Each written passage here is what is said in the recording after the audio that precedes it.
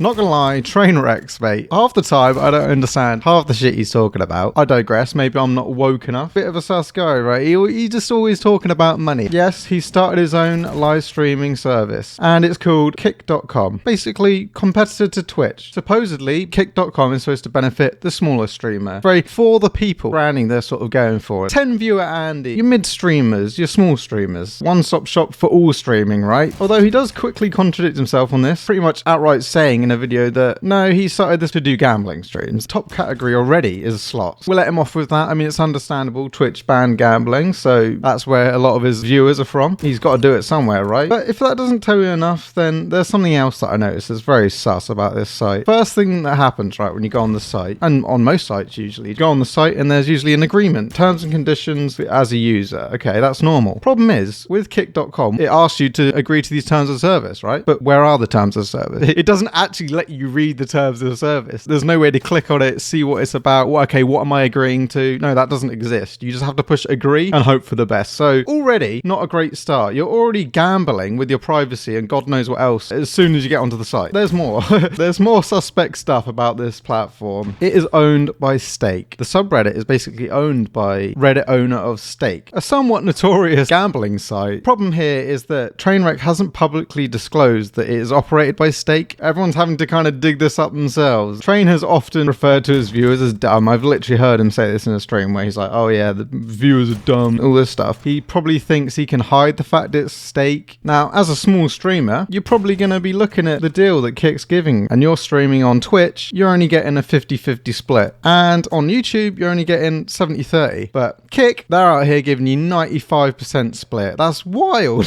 It seems too good to be true, right? It sounds dodgy. Where's this money coming from? Gambling sites, essentially. Already gives you a moral question there. Okay, let's say you don't really care about that. Well, how long is this offer really going to last? There could be hidden transaction fees. We don't know. So you kind of got to be vigilant about this. XQC himself disclosed that the 50-50 split they got from Twitch, with the new ad system in place, all the top streamers, they're making way more money than they ever did. Like, it's all good and well, but like, oh, we get less money now. But yeah, if you compare it to 70-30, yeah, it does look like less. Problem is, a lot of these streamers aren't being 100% transparent about their split and all these deals they're getting behind the scenes, all right? People like Train are twisting the truth, writing this narrative to manipulate his audience. No money. I'm sure he gets a load more dodos and bits this way, and ultimately, he gets to rally over this big crowd to his new site. This deal, I don't feel like 95 split is going to last, man. It's temporary at the end of the day. Get the views in. Investors will eventually crack down on these numbers. There's no way they're keeping it at 95. There's no way. That is going to go out the window. That's just how businesses work. But I'll be honest, can't see Kit getting that far anyway. Can you really see Kit getting that far? Not as a Twitch competitor. Maybe gambling site, for sure. It could do well. And maybe that's part of their whole publicity stunt, is to brand it as a Twitch killer. Just get everyone talking about it. If Microsoft couldn't do it with Mixer, then bro, there's no way these guys are. I'm sorry, there's just no way. When you look at it, it has no identity, to the point where it's literally the meme. Mind if I copy your homework and change it a bit type beat? Literally just Twitch. Train has been saying in tweets, like, give the platform time and give it a year. In direct competition with Twitch, we're going to take over. We're going to be the Twitch killer.